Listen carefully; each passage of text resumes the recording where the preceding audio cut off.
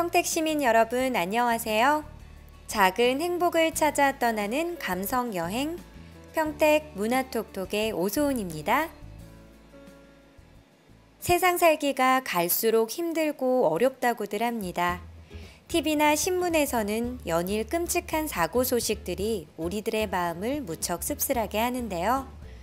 그러나 이 세상에는 드러나지 않아서 그렇지 아름다운 이야기들도 참 가득하답니다. 이름을 밝히지 않고 커다란 액수를 조용히 기부하는 천사 같은 손길들이 있는가 하면 죽어가면서까지 남의 생명을 위해 자신의 모든 것을 바치고 세상을 떠나는 사람들도 많이 있답니다. 이러한 사람들 덕분에 갈수록 각박해지는 세상 속에서도 희망을 가지고 살아갈 수 있는 걸 거예요.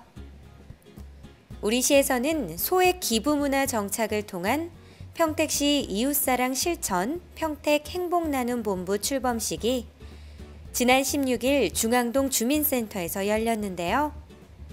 행복나눔 본부는 1인당 매월 1계좌 2,000원 이상의 자율적 모금운동을 벌여 일정액이 쌓이면 저소득층과 사회복지시설 등에 지원할 예정이라고 합니다.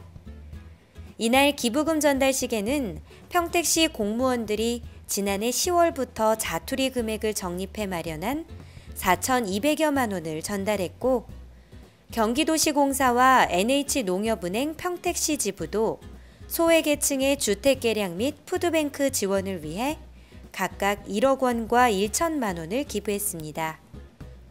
또 신평택발전 주식회사는 500만 원, 무료급식소를 운영하는 무소유 채소장수 유수봉 씨는 1억 원 상당의 단호박을 전달해 훈훈한 이웃사랑을 실천했다고 하네요. 일을 하다 보면 아직은 사회생활이 익숙지 못해서 세련되지 못한 부분들이 많죠. 누가 하나하나 설명해주고 가르쳐줬으면 좋겠지만 어리광스러운 생각이고 스스로 배워나가야 되는 하루하루죠. 직장에 계신 분들을 보면서 이건 이렇게 해야 좋다, 아니다를 내뱉는 게 가장 빠르고 좋은 것 같아요. 이런 저 같은 사람들을 위한 유인경 씨의 다이어리. 저자 유인경 기자의 내일도 출근하는 딸에게 4번째 이야기 시작할게요. 모욕을 웃어넘길 줄 아는 여유. 어떤 사람이 20달러짜리 지폐를 마구 구기고 짓밟고 다시 밟고 난 후에 사람들에게 이렇게 말한다. 내가 이 돈에 무슨 짓을 했든 그건 상관없습니다. 이것은 여전히 20달러 지폐니까요. 우리도 살면서 이렇게 자주 구겨지고 짓밟히고 부당한 대우를 받고 모욕을 당합니다. 그러나 그 모든 것들에도 불구하고 우리의 가치는 변함없습니다. 아무리 짓밟아도 20달러가 1달러나 5달러로 변하지 않듯 우리 역시 모욕을 당한다고 하찮은 사람으로 전락하는 게 아니며 남들의 언어폭력과 무례함에 짓밟혀도 키나 몸무게가 줄어들거나 다시 재기할 능력이 사라지는 것은 아니다. 우리의 가치, 우리의 행복을 남들이 규정할 수 없다. 곰곰이 생각해보자.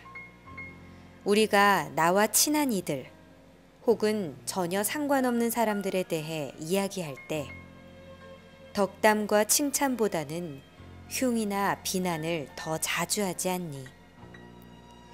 우리 역시 아무 생각 없이 그 사람 이상해. 걔는 좀 모자란 것 같아. 한심한 인간이군. 등의 말을 하지 않는지 생각해 봐야 해. 특히 나는 참 많이 남 흉을 봐서 너한테 욕을 먹는다만 그러니 남들도 우리에게 별 의미 없이 모욕적인 말을 던지는데 우리가 너무 예민하게 받아들이기도 하는 거야. 생각 없이 말을 내뱉는 저렴한 인간들의 모욕은 웃어넘길 여유가 있어야 한단다. 가장 중요한 것은 네가 승리하고 살아남는 것이기 때문이지. 모욕을 당했을 때 그걸 어떻게 받아들이느냐에 따라 우리의 삶도 달라지고 우리의 꿈이 좌절되는 것도 막을 수 있다고 합니다. 진짜 대인배라는 말이 이런 사람인가 라는 생각이 드네요. 적어도 게임의 법칙은 알아야 하지 않을까. 그가 전하는 직장 생활 게임의 법칙이자 알파맨의 원칙은 여성들이 받아들이기엔 냉정하며 불편하기까지 하다.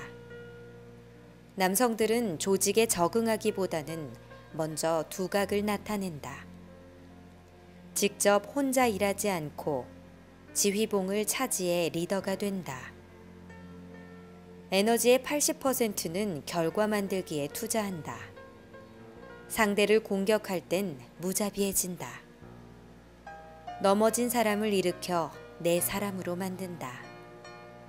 돈 버는 능력으로 평가받는다. 가치와 힘을 겉으로 드러내는 직함을 사랑한다 등등이다. 반면 여성들은 어떨까? 무엇보다 업무상 결점을 감정적으로 받아들인다. 자기 방어를 위해 까칠하게 남을 공격하거나 반대로 우유부단한 예스걸이 된다. 혹은 성적 매력을 내세우거나 직장에서도 엄마처럼 주변을 챙긴다. 집안일 등 개인적인 문제를 직장으로 끌어들이거나 동료들과 사적인 비밀을 공유하려 드는 것이 많은 직장 여성들의 행태다. 이 모든 것들이 바로 대다수의 여자들이 무덤을 파는 이유라고 플랫은 꼬집는다. 신문사의 한 여성 간부는 여성들이 남성화가 되라는 것이 아니라 적어도 게임의 법칙을 익혀 같은 조건에서 게임을 하는 것이 피해자가 되지 않는 길이라고 한다. 화법도 중요하지만 자신이 속한 조직의 룰을 읽고 그 조직이 어떤 방향으로 흘러가는지를 알아야 한다.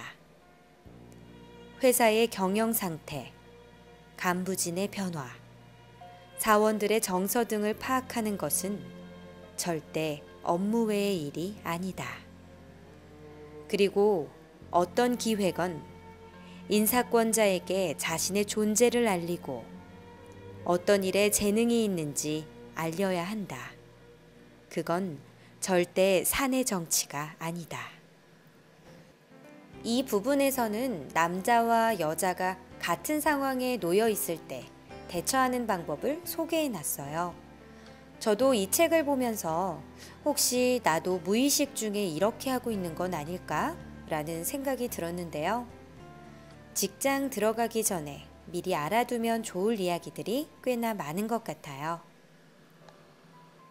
일본의 가라테, 중국의 쿵푸와 함께 한국을 대표하는 국기가 태권도임을 부인하는 사람은 없을 겁니다. 태권도의 기원은 제쳐두고라도 이미 올림픽 경기의 정식 종목으로 채택돼 세계적인 스포츠가 된 지는 오래죠. 통계에 나타난 수련생 현황을 보면 국내외를 통틀어 170여 개 국가에서 약 7천만 명이 태권도를 연마하고 있다고 합니다.